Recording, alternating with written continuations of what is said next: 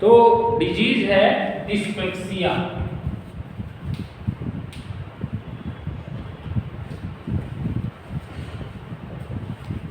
इसको क्या बोलते हैं? अपच। अपच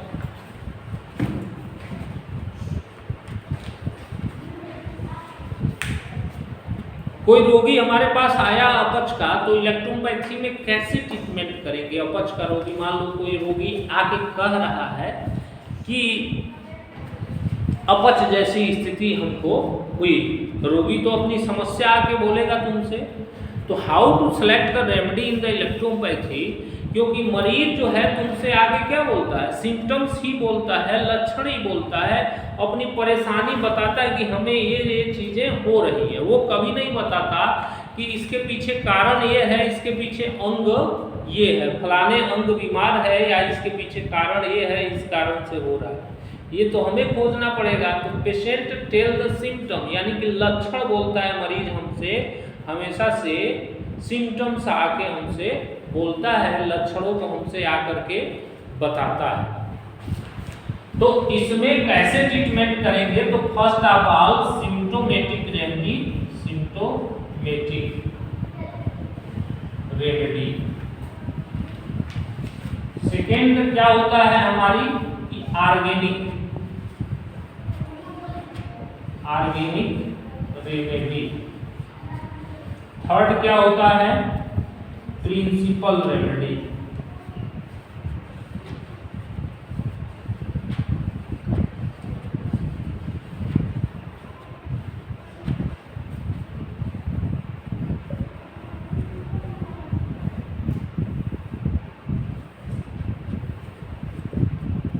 तो मरीज इसमें आकर के क्या लक्षण हमें बोलता है? तो मरीज जो है इसमें जो आके लक्षण हमें बोलता है कि जी मचलाना, ठीक, जी मचलाना इसको होता है। और क्या होता है कि मुंह में पानी आना, मुंह में पानी आना, खट्टा, यानी मरीज आकर के बोल रहा है। तो एक तो हमें बीमारी जज करनी होती है, बीमारी की पहचान करनी पड़ती है। पेशेंट ओनली सिम्टम्स बोलता है, तो हमें क्या करना था? पहचान करना होता है कि ये इसको क्या हुआ है। तो इसमें जो है जी मचलाना, सलाइवा निकलना, सलाइवा जो है निकलना, जी मिचलाना,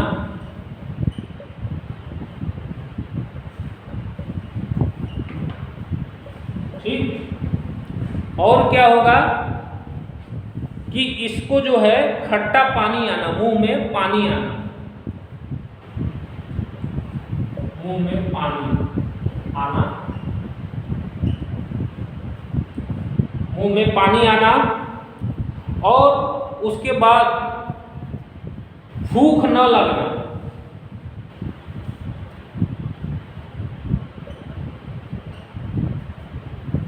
भूख नहीं लगेगा इसको। सिम्टम्स में क्या होगा कि भूख नहीं लगेगा इसको। और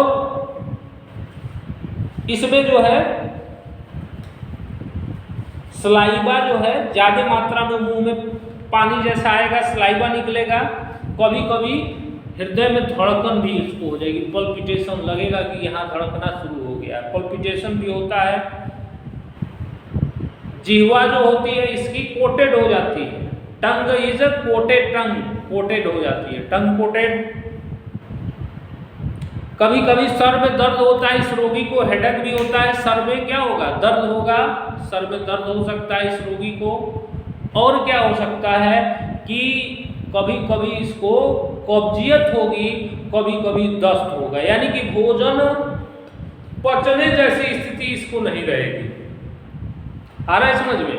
अपच का मतलब ही होता है कि भोजन में न पचे। इसमें और भी जो सिम्टम्स होते हैं कि भोजन करने के बाद तनाव हो जाए, भोजन के बाद तनाव हो जाए उसमें।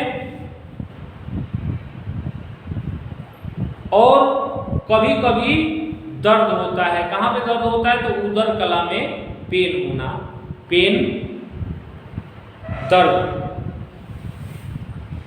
इपिगैस्ट्रिक रीजन में दर्द होना, पेन।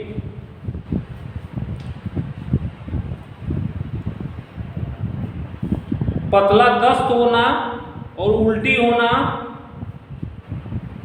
भूख न लगना। पतला दस्त,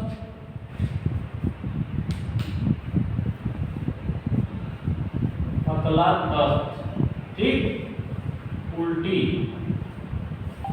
भूख न लगना मैंने लिखा ही है, आ रहा है समझ में। उसके बाद भूख न लगने का मतलब कि भूख, मान लो एक निश्चित समय पर हमें भूख लगती है, एक समय है ना भूख लगने का, और उस समय हमें भूख न लगे तो दैट मीन्स कि दैट इज द सिम्टम्स।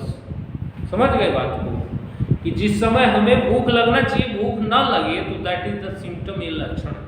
तो अपच में ऐसा होता है कि मिचली आती, मुंह में पानी आता है, खट्टा पानी आता है, पेट भारी हो जाता है, दस्त होता है, अपच जैसी स्थिति ये रहती है। तो दैट इज द सिम्टम्स, ये सिम्टम्स हो गया आपके।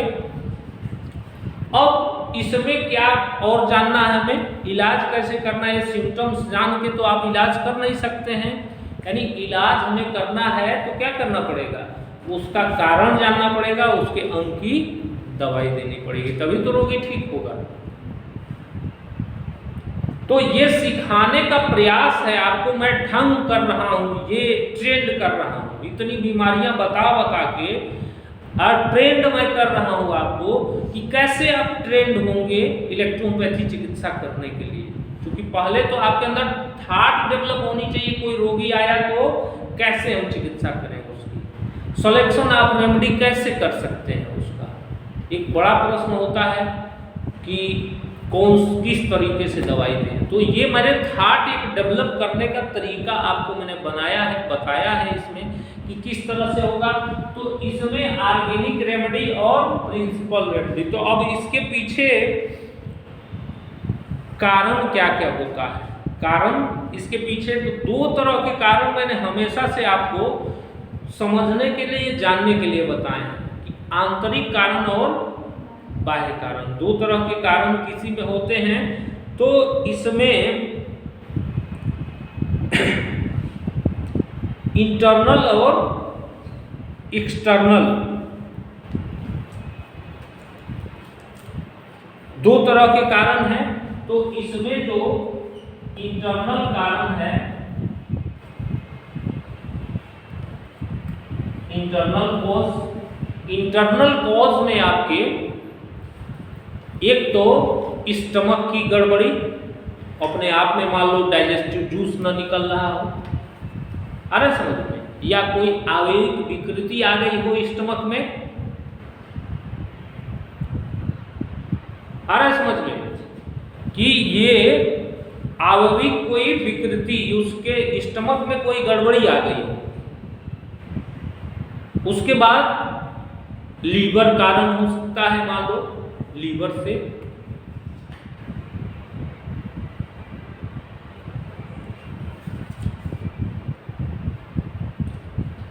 यानी कि इंटरनल कारण में stomach, liver, intestine, gall bladder, ये क्या हो सकते हैं, इनकी कोई भी डाइजेस्टिव सिस्टम के एक अंग की आवयविक गड़बड़ी हो सकती है। हो सकता है पैंक्रियाज का हो जाए, या लीवर का हो जाए, या स्टमक में हो जाए, या इंटेस्टाइन में हो जाए, आंतरिक गड़बड़ी हो सकती है इसके पीछे, या हार्ट, किडनी, स्प्लीन, हार्ट के कारण भी होता है, हार्ट, किडनी डिजीज में भी अपच हो जाता है लोगों को, इस बात का ध्यान रखना, किडनी की बीमारियों में भी होता है। और स्प्लीन की बीमारी है, स्प्लीन डिजीज है कोई, तो ये कारण हो सकता है, ये कोरिलेट विद दिस सिम्टम्स, यानी कि इसके कारण से ये चीजें हो सकती हैं, ये आंतरिक कारण।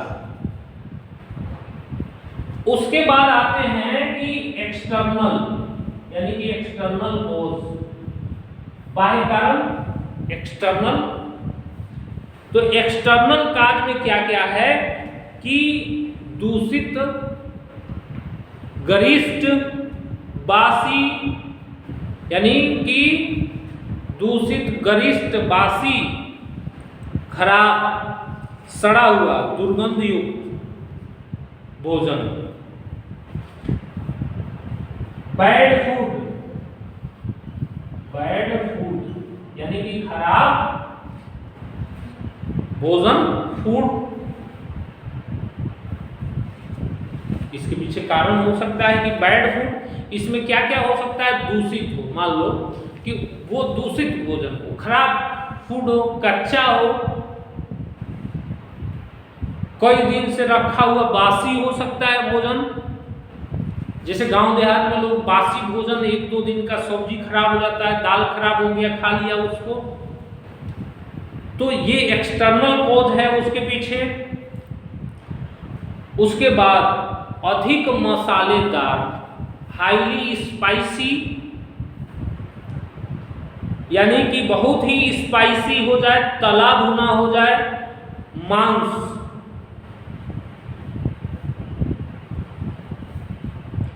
बहुत खट्टा, यानी कि बहुत ही स्पाइसी हो जाए, तला भुना हो जाए, बहुत फैटी कोई चीज हो जाए, तो इसके कारण भी चीजें होती हैं। अरे समझ में? तो ये एक्सटर्नल कॉज है। मान लो पेशेंट ने ऐसा ले लिया, या हैवी फूड, भारी मात्रा में भोजन ले लिया, उसने ज्यादा भोजन ले लिया, खा लिया, या दूषित या खराब, कच्चा, या जो भी स्थितियों का भोजन है। उसके बाद नेक्स्ट क्या होता है कि एल्कोहल, मदिरा, किसी भी प्रकार का एल्कोहल, मदिरा, तंबाकू, या कोई भी ऐसी चीज, नारकोटिक्स चीजें, तो ये किस में आते हैं, ये एक्सटर्नल कॉज में आते हैं। यानी कि bad food, alcohol, bad food में चाहे वो दूषित हो, कच्चा हो, मसालेदार हो, मतलब सब आ जाते हैं। इनकरेक्ट फूड, और लेकिन और इसमें नशा में क्या होता है, एल्कोहल, तंबाकू, या जितनी भी ऐसी चीजें होती हैं नारकोटिक्स, वो आ जाती हैं। इसके पीछे कारण वो हो सकता है। आए समझ में? अब इसमें जो है क्या होता है, ऑर्गेनिक रेमेडी क्या होगी? तो मुख्य प्राइमरी जो ऑर्गेनिक रेमेडी है, सबसे प्रमुख जो है वो क्या है, स्टमक है। समझ में? सेकेंडरी ऑर्गन्स आपके ये हो सकते हैं कि लीवर के कारण ऐसा हो रहा है, किडनी के कारण ऐसा हो रहा है, स्प्लीन के कारण हो रहा है ऐसा, लेकिन प्राइमरी ऑर्गन्स जो है वो क्या होगा, स्टमक होगा, यानी स्टमक। स्टमक में क्या, वहां की जो म्यूकस मेम्ब्रेन है, श्लेष्मिक कलाएं हैं, म्यूकस मेम्ब्रेन,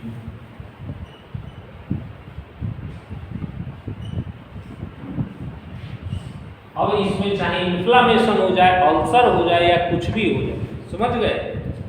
तो ये स्टमक की म्यूकस मेम्ब्रेन, समझ गए बात? अब उसी हिसाब से इसकी चिकित्सा कार्य जो है हमको करना पड़ेगा, कि कारण के आधार पे हमें चिकित्सा व्यवस्था इसकी बनाने पड़ेगी। तो फर्स्ट ऑफ ऑल क्या होता है कि सिम्प्टोमेटिक रेमेडी में 2 तरह की दवाई मैंने बताई है, एक है एक्सटर्नल और एक होती है इंटरनल। एक्सटर्नल और दूसरी होती है इंटरनल, यानी इलेक्ट्रिसिटी और कुछ दवाइयों को हम एक्सटर्नल भी यूज करते हैं और इंटरनल भी यूज करते हैं।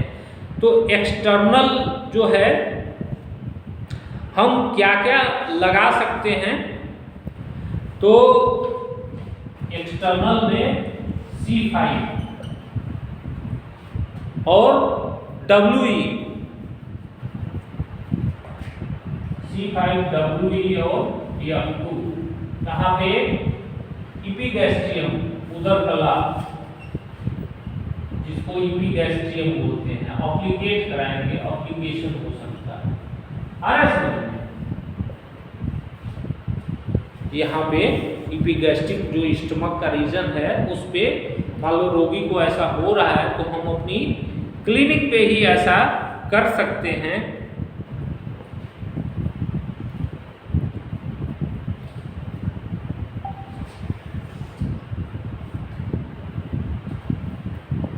अब जो है इसमें मान लो कि इंटरनल, मान लो मरीज तुम्हारे पास आया है, अब उसको तत्काल अगर हमें ऐसी सिचुएशन क्रिएट हो रही है कि मुंह से पानी आ रहा है, उल्टी जैसा भूख नहीं लग रहा है, तो वहाँ पे हमारी दवाइयाँ जो है सिचुएशन के हिसाब से मान लो कुछ ऐसा खा के आया है, क्या कंडीशन है उस आधार पे यहाँ पे हमारे पास जो दवाइयाँ होती हैं, S11 है, S10 है, आ रहा समझ में, S11 है, S10 है, S1 है, S1, ये तत्काल खिलाने के लिए प्रयोग हम कर सकते हैं। रोगी हमारे पास आया है मान लो वो परेशान है, उल्टी जैसा बोमन जैसा लग रहा है, मुंह से पानी आ रहा है, उल्टी हो रहा है, तो हम क्या दे सकते हैं?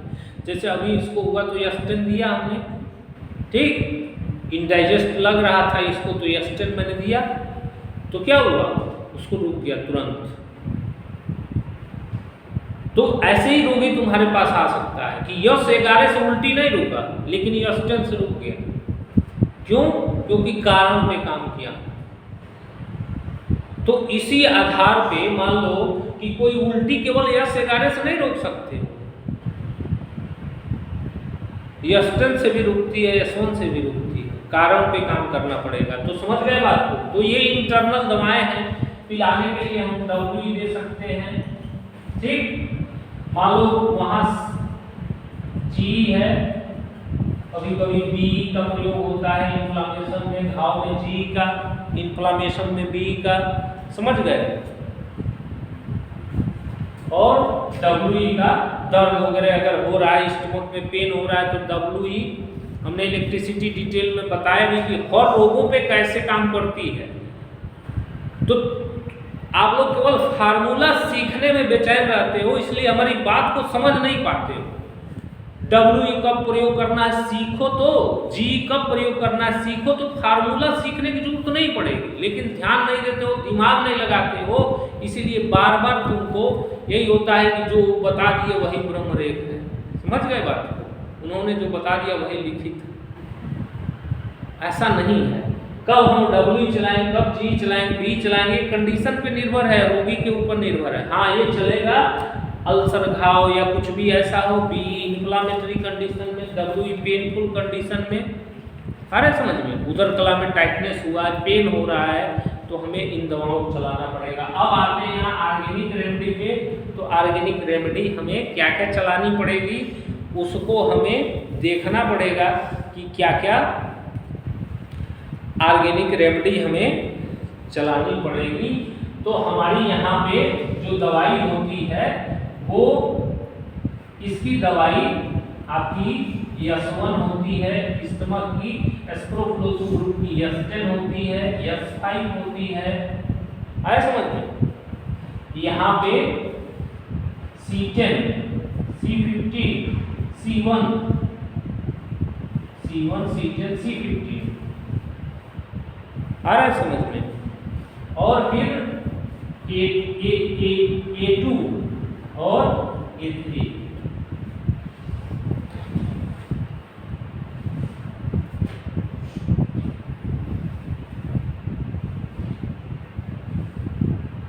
और भर ग्रुप की भर1 होती है किसी भी कंडीशन में। तो ये अलग अलग कंडीशन में अलग अलग चीजें ये हमें देनी पड़ती है।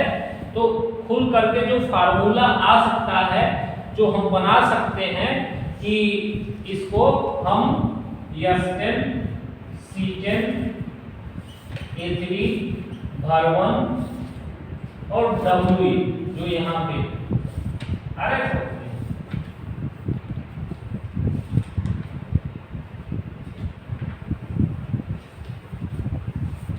इसको चीज़ों को हम बना सकते हैं, दे सकते हैं। S10, C10, A3, भर1 यहाँ F1 भी दर्द हो तो F1 जोड़ सकते हैं। एक फार्मूला हमारा ये क्रिएट हो गया